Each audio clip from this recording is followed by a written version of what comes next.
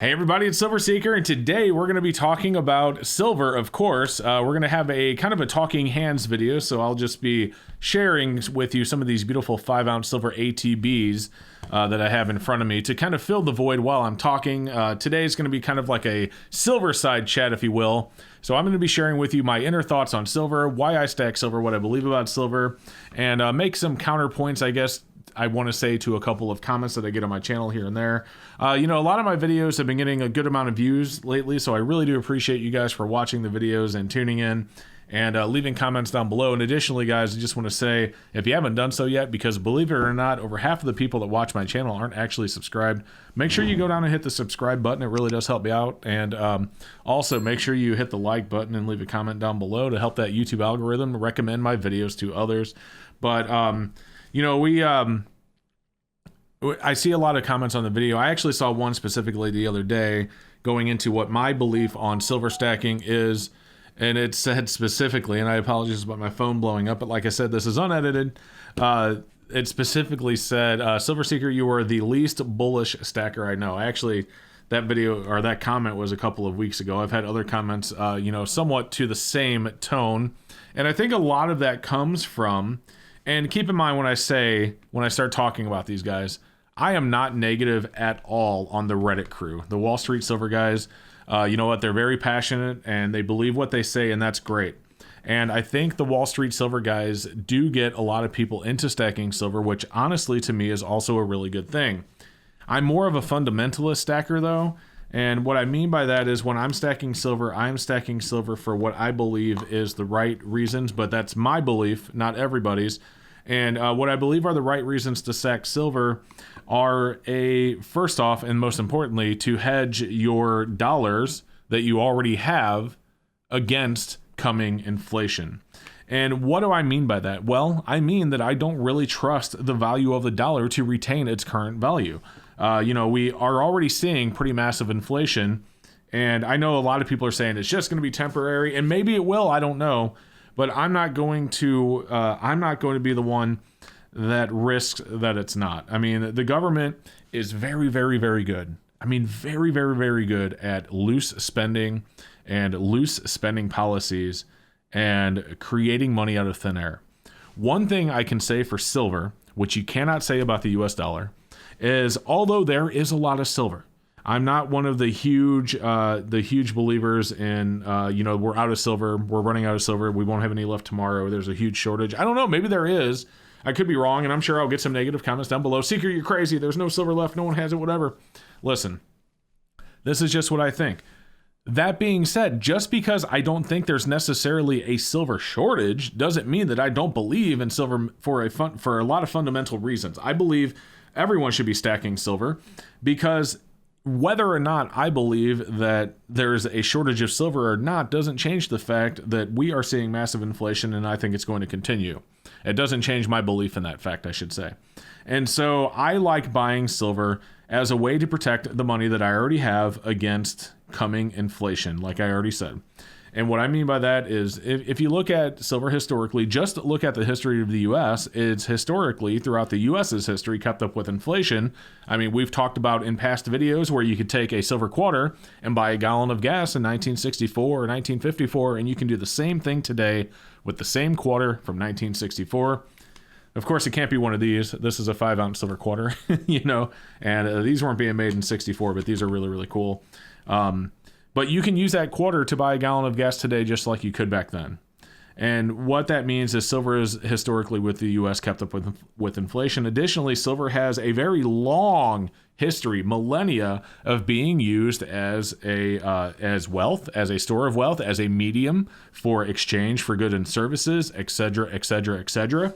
And so, and I've actually had someone like make fun of me for the way that I say etc. It's just the way that I pronounce it, just like I pronounce quarter weird. That's fine, whatever. But anyway, with the amount of money, with the loose spending policies of the U.S. government, with the amount of money that is being printed, the fact that we are $28 trillion in debt, what did they say for the first time? U.S. has $8 trillion on their balance sheet. Like $8 trillion. That is just an amazing number. And so there are unlimited U.S. dollars. There may have only been so many ever made, but tomorrow they can make more, and next year they can make even more, and they can continue to push spending bills and create more of the same thing. And eventually that all comes to a head. Eventually there's going to be so many dollars that they're not going to be worth as much. That's what I believe. You can tell me I'm wrong. That's fine. But I believe that eventually there are going to be so many dollars that they're just not going to be worth anywhere near what they are worth today. It's not going to go the way of Zimbabwe or Venezuela. I don't think it's going to get that bad. But it doesn't change the fact that I do believe that the dollar is going to be worth a lot less in 5 or 10 years than it is today. And I think this is a really good way to protect yourself against that inflation that I keep talking about. One thing that I don't like, even though I really, really like the way that the Wall Street Reddit guys get people into stacking silver, because I think even though that's not in my opinion, is not the right way to get people into stacking silver, at least they're getting people into it. They're getting people thinking about it. They're putting it at the top of their head. They're like, all right, maybe we should really look at this. Even if they're stacking it for the wrong reasons, hopefully they move into what I believe is the fundamentally correct reason to stack silver and gold, by the way. But today we're talking about silver, and that's the hedge. But I think a lot of people will stack silver when they get involved with the Wall Street Reddit crowd. And I'm not saying all of them. I know, a lot of them over there believe the same thing I believe. But I think a lot of them look at it, they see the excitement around it, the hype around it, how people get into hype. And I think a lot of them look at it like another GME or GameStop, another AMC, or another Bitcoin, or another Dogecoin.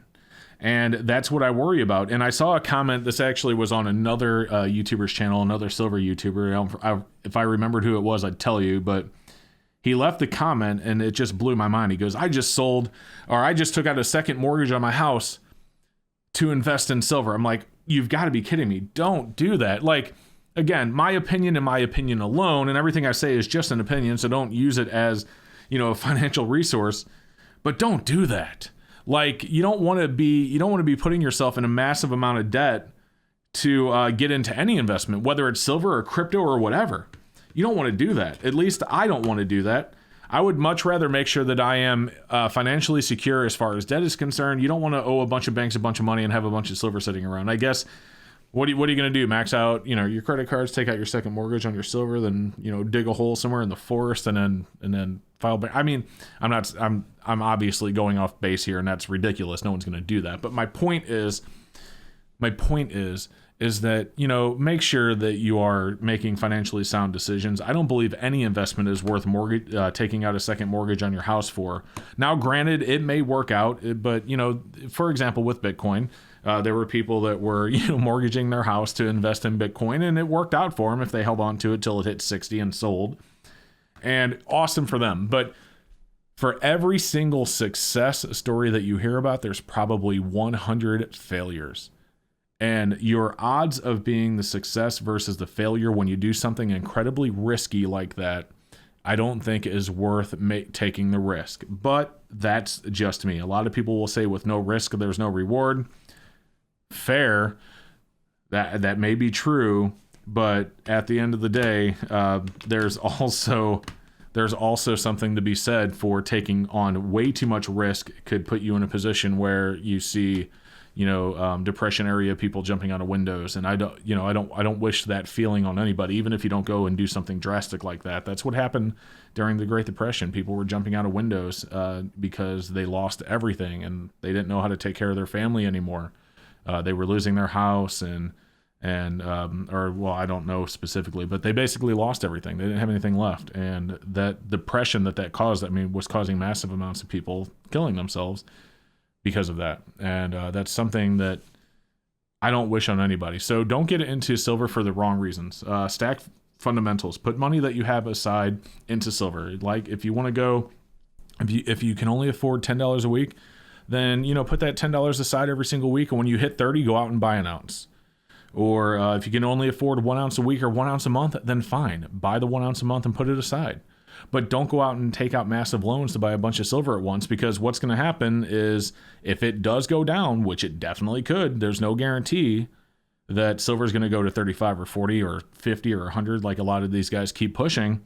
If it goes back down to 20 and you just spent, $50,000 on silver at 28 plus a premium, and it drops back to $20 bill or $20 an ounce, how's that going to make you feel? It's not going to make you feel very good, because you got into it for the wrong reasons, and now you're paying off these high interest loans for silver that's not even worth what you paid for it. So now you're paying the interest on the loan, and you paid for the loss of capital on the value of your silver. So it's great to invest in silver, and there's a million ways people can find to invest in silver. I've talked before about, rather than getting your Starbucks once a week, put that money aside and get silver with it. Every time you go to the gas station and you're going to buy a soda and a bag of chips, say, all right, I'm going to buy the soda and bag of chips, but I'm going to take $5 and put that aside as well, and make that a discipline. Make it a discipline where every time you buy a soda and a bag of chips, or every time you buy a Starbucks coffee, that cost you $5 more, because on top of whatever it cost you to get those items, you then have to take another. You condition yourself to know that it's going to cost you $5 more, because you're going to take an extra $5 and put it aside and invest it in silver. And if that's the way you do it, that's great. But my point is there's ways to stack silver without going nuts and without putting yourself at crazy risk. And I think that's fundamentally important. So anyway, like I said, this is completely unedited. This is a rambling of thoughts. I'm sure when I listen to this back, I'm going to be slapping myself in the forehead like, Seeker, why'd you say that? But I'm not going to cut anything out. I'm just going to upload it just like this. I hope you guys enjoyed it. I hope you learned a little bit about what I think about silver. And no, I am... final thoughts here. I am absolutely bullish on silver, but I am bullish on it for fundamental reasons that I think are important. And clearly, I stack silver, guys. Come on. I had one comment. One guy said, he goes, why don't you just sell all your silver and be done with it if you're so negative about it? I'm like, dude, I'm not negative about it. Just being realistic about it isn't being negative. Being realistic about what silver actually means to me and what I believe about stacking silver is not being negative about it. You know what I'm saying? So anyway, that's my thoughts, guys. Listen, thank you so much for watching. Like I said, I hope you enjoy the channel. I hope you enjoy the videos. If you're new, like I said, please don't forget to subscribe. It really does help. Make sure you hit the like. Make sure you leave a comment down below. Help out the YouTube algorithm. We'll call it algorithm food, if you will. And we will see you in the next one. Thank you so much, guys. Have a great one. Hey guys, thank you so much for watching. I hope you enjoyed the video. I did leave a video above. You can check out if you haven't seen it yet. I also want to give a huge shout out and a huge thank you to my awesome channel supporters scrolling right there on the right hand of the screen. Thank you so much for watching, and we will see you in the next one.